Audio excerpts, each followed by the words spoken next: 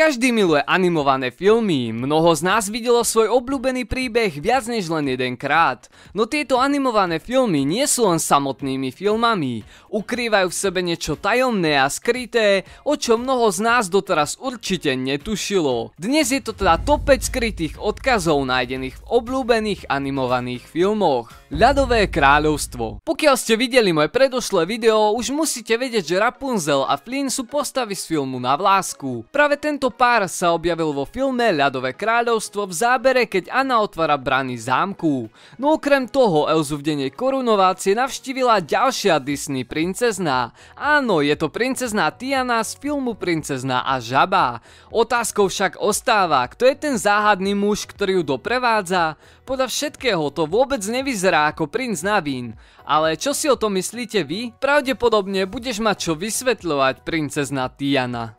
Neskrotná. V animovanom filme Neskrotná bije do očí zo pár odkazov na iné filmy. No my sa sústreďme na jeden a tým je postava Jamesa Sullivana, príšerky vytesanej do dreva z filmu Príšerky SRO.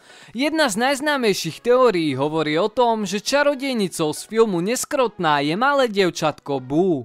To cestovalo v čase cez jedny z dvier sveta ľudí. No a tento vytesaný obrázok má ako spomienku svojho zážitku z detstva. Ratatouille. Pixar v roku 2006 vo filme Ratatouille využil pre svoj easter egg hlavnú postavu potkana Remyho.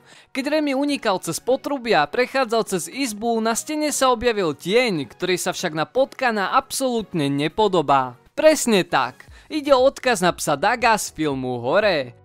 Zootopia. Zootopia sa stala veľmi populárnym a obľúbeným filmom okamžite v momente, ako sa dostala do kín. Dej sa odohráva vo svete podobnom tomu našemu, plným mrakodrapov, veľkých mestských ulic a samozrejme aj zločincov.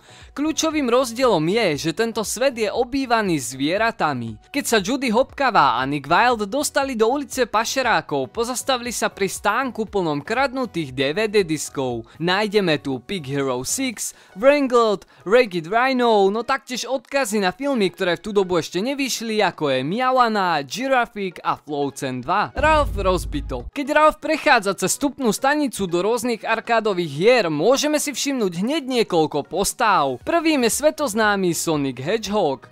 Ak ste skôr fanúšikom hry Mario, tak ste si už určite všimli princezny Rosalinu a Daisy. No pokiaľ vám to stále nestačí, poďme sa pozrieť na ďalší odkaz. V momente, keď okolo Ralpha prechádza dinosaurus, áno, sú to Blinky, Inky a Pinky z hry Pac-Man.